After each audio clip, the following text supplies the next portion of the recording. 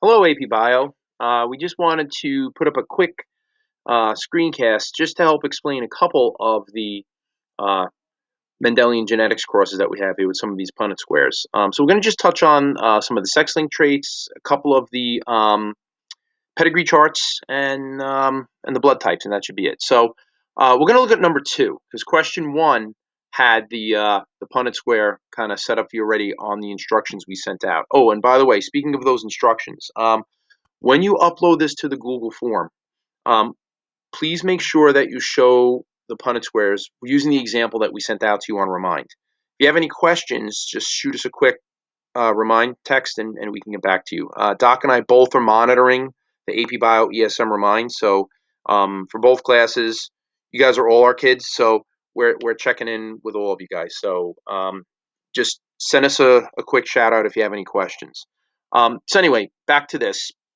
In these chickens with a sex-linked dominant allele, we know it causes the feather pattern known as barred. So the female is barred, which means she's going to be, I'm going to try to do this with my mouse. She's going to be X with a capital B and X with a lowercase b.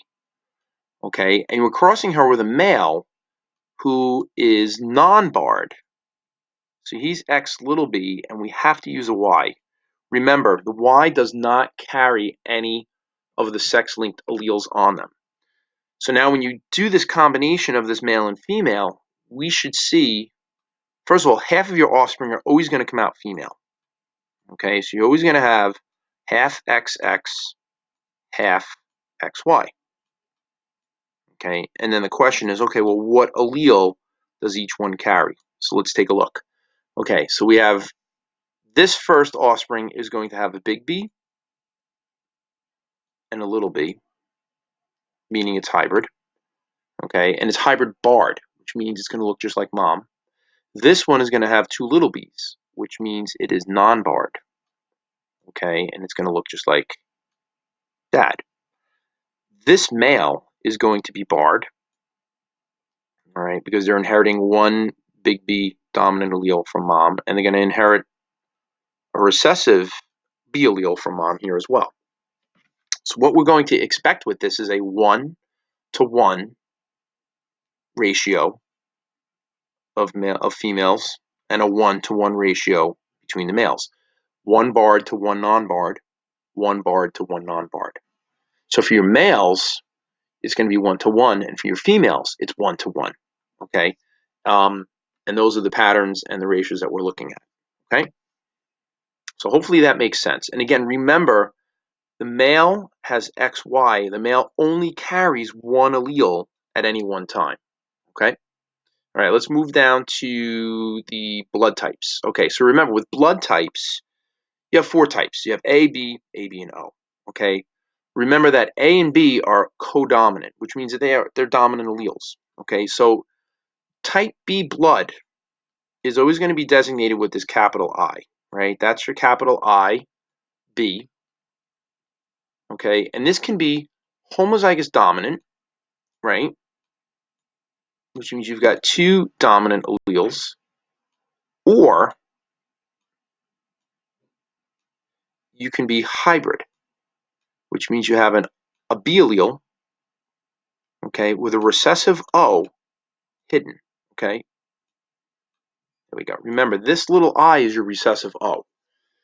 The same holds true for anybody who's got type A blood. Type A can either have 2 A's, IA, or it can have an IA with a little I, okay, and be hybrid. The only genotype that gets you type O blood is going to be your little I, okay? That's bad. So that's your only blood type that's going to be able to get you type O, is that little I, okay? Let's move down here. Okay, when you do blood types for Punnett squares, you're type O, you marry a person with type AB. So if you're AB, you're marrying a person with AB, you have an A and a B, okay, and this is with the capital I, capital IA, capital IB, okay, and you're going to cross this with someone who's type O. Here's your type O genotype. So from this, you should be able to figure out who your offspring will be. Okay? I'm going to leave it there, let you figure it out. Just wanted to set that one up. Okay? This one here is interesting. Number 9. You're going to cross a black agouti male with an albino female. Okay? It doesn't really matter male or female in this case, but the key thing here is the male is black and agouti, which means it has to have at least one big B, and it has to have at least a C that's dominant, right, in order for the agouti pattern to show up. So if it's black agouti, yeah, that looks bad. Let's try this again. That looks exactly the same. It's going to be a big B and a big C, okay, but we don't know if that individual is going to be homozygous, heterozygous or homozygous, okay? But there are hints in here. You don't have to do a gigantic Punnett square, okay? Let me get rid of this thing. So when you do this, just look. Half the offspring are albino, okay? What that tells you, half the offspring are going to be little c, little c. So from there, that's going to tell you what you need to figure out the genotype here. And then it tells you here you also have brown ones. There's your hint. Enough said there. Okay. When you run the pedigree charts, I just so you know, this looks a little different. There were some formatting issues, so I reformatted this. And this should be a little B. Blue eyes are a little B. A couple people asked me about that last night. So when you do a pedigree chart, you're going to label the genotypes. And the important thing to remember is you can possibly have more than one genotype. Okay? With pedigrees, what's neat about them is they're not absolute. There are other possibilities. So include those. So for example here, individual number 1, we know they have blue eyes, right? So they're going to be little b, little b. Okay? Individual number 2 has brown eyes. But what we don't know with individual number 2 is, are they big B, or are they big B, little b? Okay? And we don't know until we look at their offspring. Okay? And even then, we still can't be 100% sure. So if you look here, each one of their offspring, right, have brown eyes. So we know they all have to have at least one big B. But the question is, what's the second allele for each of them? Okay? Now, this one's a little easier because you know that the other parent has brown eyes. I'm sorry, blue eyes. So you know that this parent is giving to each one of the offspring only a little b. So each one of these has to be hybrid. They can't be anything else because they're only getting a little b from parent 1. So parent 1 always produces a little b for them, which means parent 2 is always going to contribute a big B. Okay, so we don't know for sure if this person is homozygous dominant or heterozygous. Sorry about that. Now, on this side, 3 and 4, we know that they have to have a specific genotype. Why do we know? Look at this. They have a brown-eyed, a blue-eyed, and a brown-eyed. So the fact that they have a blue-eyed child means that each one of these parents, even though they're brown-eyed, they have to have one of these little B's hidden. So for these two, we know definitively, without a doubt, that they're both hybrid. And the reason we know they're both hybrid is because each of them is contributing a little B to this offspring here. Okay? Now, we know that this individual 9 has to be hybrid.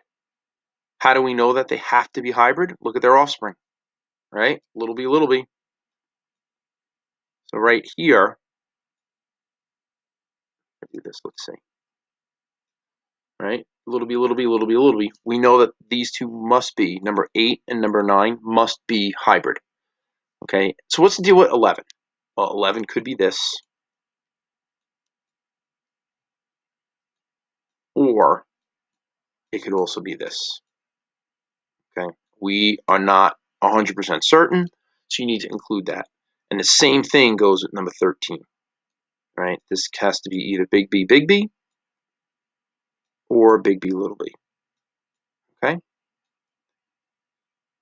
So hopefully that makes sense with this one. And then for the other ones, you can go through them. And again, when you get down to these guys, remember that, especially, these are sex-linked traits, so make sure you're using your X's and Y's, but exhaust all the possibilities. For some of these, you may not be able to determine whether or not they're homozygous dominant for the allele or they are hybrid. And again, only females for sex-linked traits. Only females can be hybrid carriers, okay? Only females. All right, last thing, blood types. Okay, so how do you figure this mess out? All right, start at the bottom. That's what I said here, right? Start at the bottom, work your way up. Okay, so when you start at the bottom, you know that individual H has type A blood. So we know they have A. But the question is, are they hybrid or homozygous? So look at their offspring. You have B's, A's, AB's, okay, but you have an O. So right here, the fact that you have a type O blood here means that each of these parents, H and parent I, they had to contribute a recessive O allele. So parent H has to be type A because they tell us that, right? They tell us it's type A, but it has to be hybrid because you have offspring. Oh, that's Ziggy barking if you can hear him. They have to have offspring that have little I, so it has to contribute a little I. So therefore, this parent must be hybrid. It can't be anything else. Has to be hybrid. Okay, which means this parent has to have what blood type? It's got to be B because look, you have a B and a B here. So where did those B's come from? Came from individual I. So it means individual I must be IB with a little I. They have to be hybrid. Why do they have to be hybrid? Because you have a child with type O. That tells you that both of these have to be hybrid. Okay. Now, as you move your way up, you'll have some other opportunities to figure out possibilities. For example, we see this individual and this individual having offspring. Now, we know that this person contributed an A to this child. How do we know that? Because this person's genotype is IA with a little I. So we know that this individual could not have given a little I, right? They're type B blood. They're type AB blood. So the only thing they're going to be able to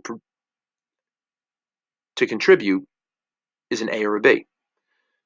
So if this person got the A from this parent, it had to get the little I allele from this parent. So person G would have to be at least a little I. Okay. Now, could they be something else? Yeah, right? They could be type B blood with a little I, and they can also be type A blood. Sorry about this. I'm doing this with a mouse.